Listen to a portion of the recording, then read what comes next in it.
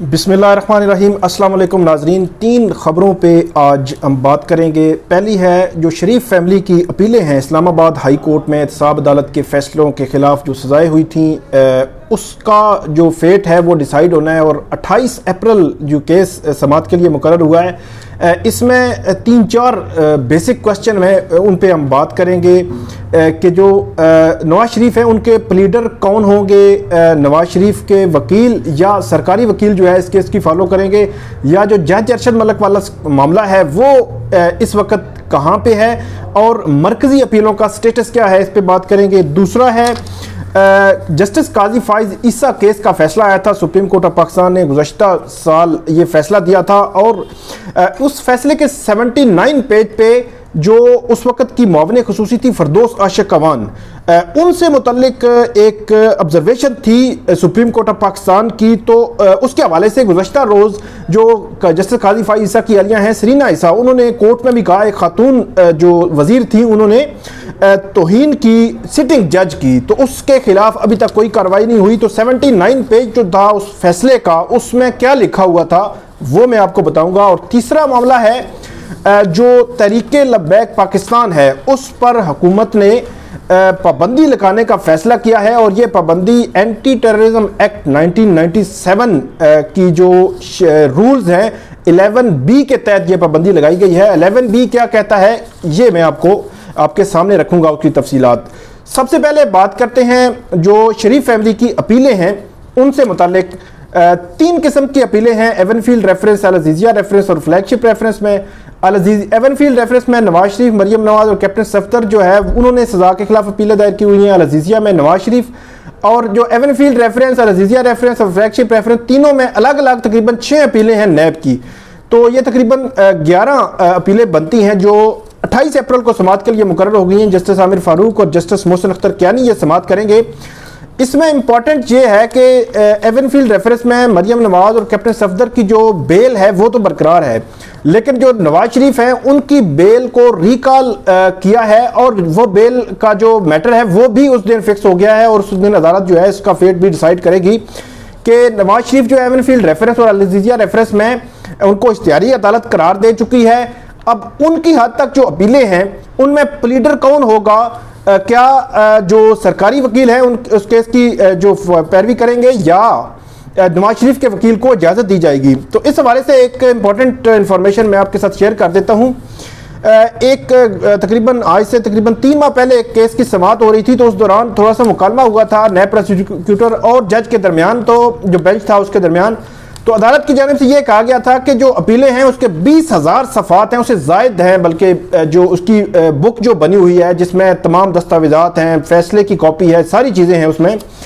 تو عدالت نے یہ کہا تھا کہ ظاہر سی بات ہے انہوں نے بنائی ہیں، اس میں سارا اس کو دیکھ سکتے ہیں، تو نواز شریف کے وکیل جو ہے وہی ان کو ہی وہ اس کیس کی پیروی کریں گے، لیکن حتمی فیصلہ ظاہر سی بات ہے ابھی ہونا ہے کہ پیروی وہ کر سکتے ہیں یا نہیں کر سکتے، لیکن 20,000 سے زائد صفحات ہیں، اور ابھی تک سچویشن یہ ہے کہ ان تینوں جو اپیلیں ہیں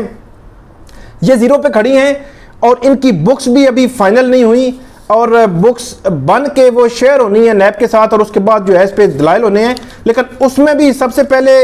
جو پلیڈر کا معاملہ طے ہوگا، اور اس کے بعد جج ارشد ملک نے کے حوالے سے جو انکشافات تھے ان کو طے کرنا ہے، اور سپریم کورٹ پاکستان کی ڈائریکشنز بھی ہیں اس میں، اس کے بعد جو ہے وہ میرٹ پہ ڈیسائیڈ ہوگا۔ اب دیکھتے ہیں کتنے سال لگتے ہیں، پہلے بھی 2018 سے یہ معاملہ لٹکا ہوا ہے، اور آگے بھی ابھی 3 سال ہو گئے ہیں، اور ابھی زیرو پہ ہے، اور اب دیکھتے ہیں اب کتنے مزید سال ان اپیلوں پہ لگیں گے، اور نیب کے کہنے پر یہ اپیلیں مقرر کی جا رہی ہیں۔ دوسرا معاملہ ہے جسٹس قاضی فائز عیسی کیس میں، سپریم کورٹ آف پاکستان نے پیج 79 فیصلے کا جو پیج ہے اس پہ جو موجودہ وزیر اعلیٰ پنجاب کی معاون خصوصی ہیں فردوس عاشق اوان اس وقت مرکز میں تھیں، اور معاون خصوصی تھیں وزیر اعظم کی اطلاعات و نشریات کی، انہوں نے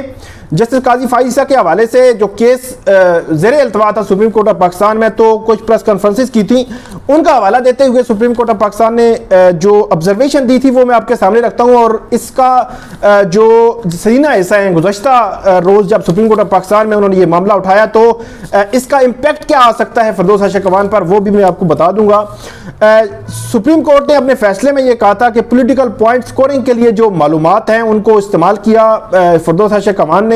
بظاہر تو سپریم کورٹ لکھتی ہے کہ جو ریفرنس کی تیاری ہے اس میں فردوس عاشق اوان کا کوئی کردار نہیں تھا، کوئی رول نہیں تھا، اور پٹیشنر کا یہ کیس بھی نہیں ہے،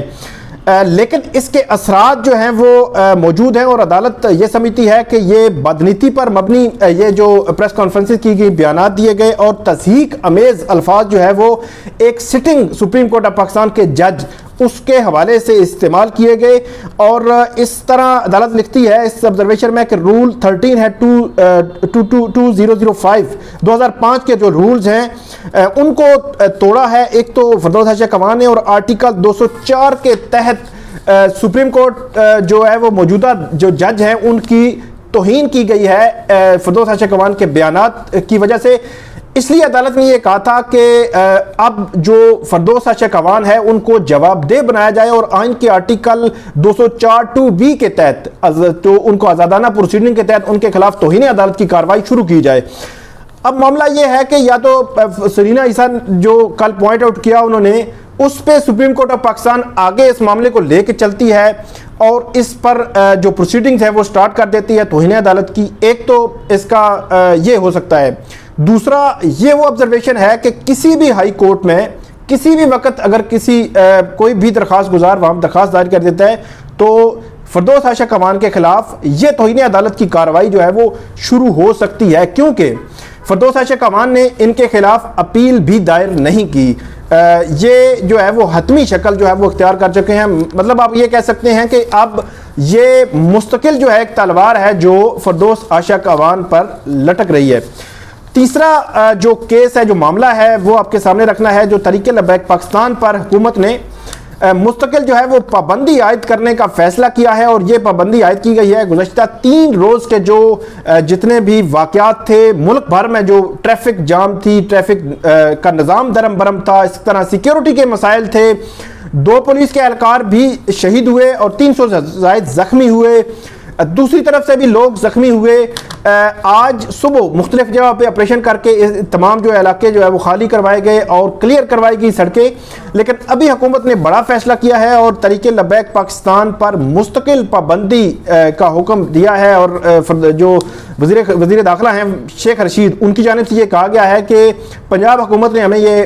کہا تھا، سفارش کی تھی، اور یہ کیبنٹ کو سمری جا چکی ہے اور کیبنٹ سمری منظور کرے گی۔ اینٹی ٹیررزم ایکٹ 1997 کی جو 11B رولز کی ہیں اس کے تحت یہ پابندی لگائی گئی ہے، اور کالعدم آرگنائزیشن اس میں یہ کہا گیا ہے کہ اس کی مختلف وجوہات ہو سکتی ہیں، دہشت گردی کے خطرات ہوں کسی بھی تنظیم سے، یا وہ ان کو کوئی انڈیویجول کنٹرول کر رہا ہو، یا کوئی آرگنائزیشن ہو بل واسطہ یا بلا واسطہ جو اس قسم کی ایکٹیویٹی میں ملوث ہو، جس کا تعلق کسی طرح بھی دہشت گردی کے ساتھ ہو، اس کو کالعدم قرار دیا جا سکتا ہے۔ اور کسی بھی جماعت کی جو ممنوع فنڈنگ ہے